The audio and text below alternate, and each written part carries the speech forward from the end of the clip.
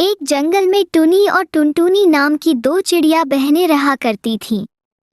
दोनों बहनें अनाथ थीं। उनके माता पिता की मौत कई महीने पहले हो चुकी थी।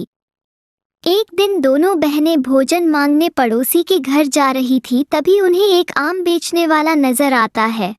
आम ले लो आम, रत्नागिरी के ताजे ताजे आम, मीठे मीठे आम ले लो आम। दीदी वो देखो ना, आम बेचने वाला, मुझे बहुत भूख लगी है, एक आम खरीद दो ना। कैसे खरीदूं आम? टुनटुनी आम वाला बिना पैसे लिए आम नहीं देगा। तो जिद मत कर, मेरे पास आम खरीदने के लिए पैसे नहीं है। दीदी एक बार मेरी खातिर उससे मांग करके देखो ना, शायद वो हमें आम दे दे। अपनी बहन की बात मानकर टुनी चिड़िया इस आम वाले के पास जाती है और उससे कहती है, आम वाले अंकल, मुझे आम चाहिए। ये लो ताजे और मीठे मीठे आम, सीधे रत्नागिरी की वादियों से लेकर आ रहा हूँ। इस एक आम का बस तुम्हें 5 रुपए देना होगा। ये सुनकर टुनी चिड़ियों उदास हो जाती है और उससे कहती है, लेकिन अंकल, मेरे पास एक भी रुपया नहीं है। मेरी मम्मी पापा कई महीने पहले हमें छोड़ से चले गए। मेरी छोटी बहन भूखी है और वो आम खाने की जिद कर रही है। अंकल प्लीज हमें एक आम दे दो ना। इतना कहकर टुनी वहां से जाने लगती है। उससे पहले आम वाले को उसके और उसकी बहन पर दया आ जाती है। बिटिया ये लो आम, तुम्हें इसके पैसे देने की कोई जरूरत नहीं है। ये कहकर वो आम उन्हें दे देता है। फिर टुनटुनी चिड़ियों सेब को लेकर बड़े गौर से देखने लगती है। अरे पागल, तू इसे इतने गौर से क्यों देख रही है? तुझे भूख लगी है ना? जल्दी से खा ले। नहीं खाऊंगी टुनी दीदी, मेरे दिमाग में आइडिया आया है कि मैं अपने घर के पीछे जो खाली जमीन है वहाँ हम इस आम को मिट्टी में बो देंगे, फिर एक बड़ा पेड़ उगेगा और इस पर बहुत सारे आम लगेंगे। तब हम उसे तोड़कर जितना मन चाहे उतना आम खाएंगे और जितने बचेंगे उसे बेच देंगे। अरे तू तो बिल्कुल पागल है टुनटुनी, ये सब जादुई दुनिया में होता है। असल जिंदगी में ऐसा कुछ भी नहीं होता। लेकिन टुनटुनी चिड़िया अपनी बहन की बात नहीं मानती और आम को मिट्टी में दबा देती है। अगले दिन दोनों बहनों की खुशी का ठिकाना नहीं रहता। जब उनके घर के पीछे बड़ा सा आम का पेड़ उग आता है और उस पर बड़े बड़े आम लग जाते हैं, टुनी को तो अपनी आंखों पर विश्वास ही नहीं हो रहा था। दीदी जल्दी से आम को तोड़कर बाजार में बेचने चलते हैं। जब दोनों बहनें आम बेचकर घर आती है तो देखती है कि उसी आम के पेड़ पर एक जादुई आम का घर बना हुआ है। वो दोनों बहुत खुश हो जाती है और साथ मिलकर खुशी खुशी रहने लगती है। सुंदरवन जंगल में टुनी अपनी सौतेली माँ सुंदरी कौवी के साथ रहती थी। टुनी की माँ की मौत टुनी को जन्म देते समय हो गई थी। एक दिन, सुंदरी मैं काम पर जा रहा हूँ, तुम टुनी की देखभाल करना। ये भी कोई कहने की बात है जी।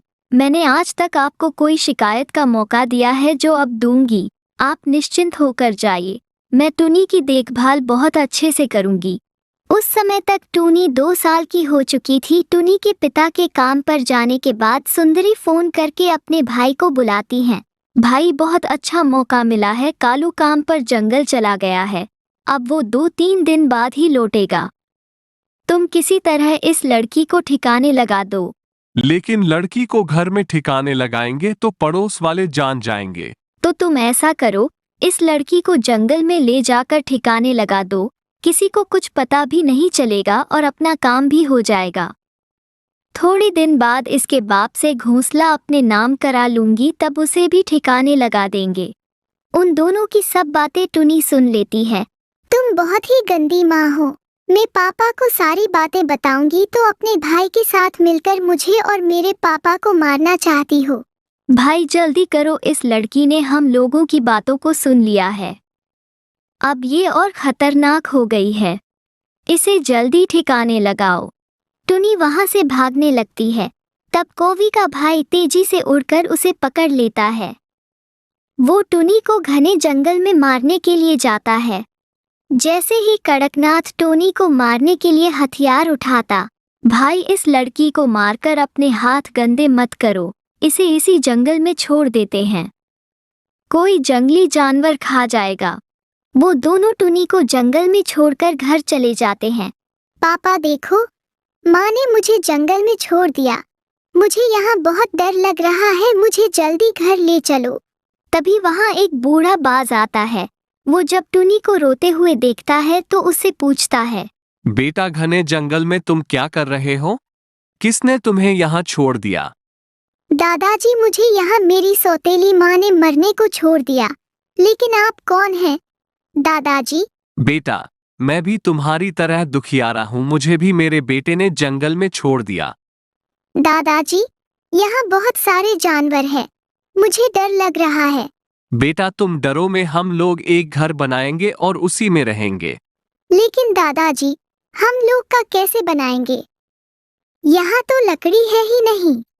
अरे पगली, हम लोग बांस का घर बनाएंगे। चल बेटा, रात होने से पहले हम लोग घर बनाने के लिए बांस काट कर ले आए। दोनों बांस काटकर इकट्ठा करते हैं। फिर वो बूढ़ा बाज उससे बांस का घर बनाने लगता है। कुछ ही देर में बांस का घर बनके तैयार हो जाता है और दोनों मिलकर खुशी खुशी रहने लगते हैं। बारिश का मौसम शुरू हो चुका था। टूनी चिड़िया अपना मिट्टी वाला घर बना रही थी। जंगल के सारे पक्षी अपने अपने घरों में छुपे हुए थे क्योंकि बारिश काफी तेज हो रही थी। चिड़िया के पड़ोसी कहते हैं, अरे ये भाई देखो ना, टुनी कितनी मेहनत कर रही है। बारिश में उसका घर हिल नहीं रहा है। हाँ भाई, मैं भी तो वही देख रहा हूँ। चिड़िया कितनी मेहनत कर रही है। ये दोनों टुनी की तारीफ कर रहे थे। टुनी तो एक मेहनती चिड़िया थी। मेहनत के बल पर वो अपना घर बना डालती है। धीरे धीरे शाम हो गया। अगले दिन जब सुबह हुआ तो बारिश खुल चुकी थी। टुनी चिड़िया अपने घर के बाहर आई।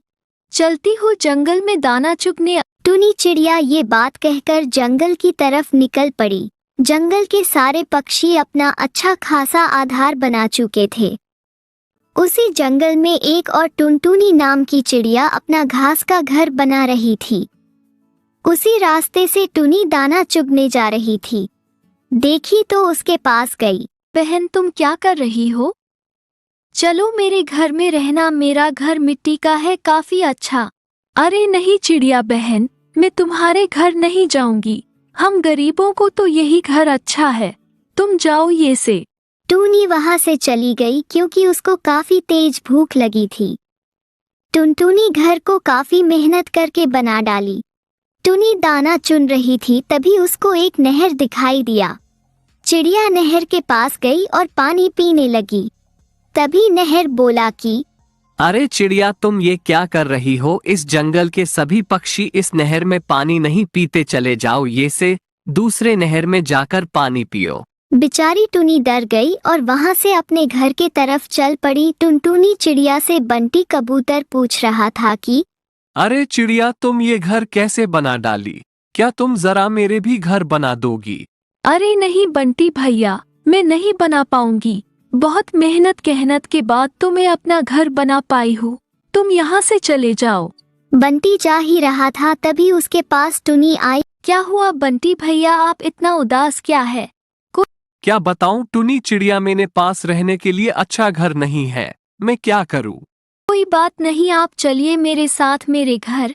मेरा घर मिट्टी का बना हुआ है, वो भी काफी अच्छा। आई बंटी और टुनी दोनों एक साथ चिड़िया के घर चले गए। जब चिड़िया के घर गया तो देखकर चौकन्ना रह गया। अरे बहन, ये कैसे हुआ? आपने मिट्टी का घर कैसे बना डाला? ये तो बारिश के आते ही बह जाएगा। इस घर में तुम कैसे रहती हो? कोई बात नहीं भैया, मैं इसी घर में रहती हूँ। ये घर मिट्टी का है लेकिन बहुत मजबूत है, बारिश आने पर ये नहीं बहता। बंटी बहुत खुश हुआ।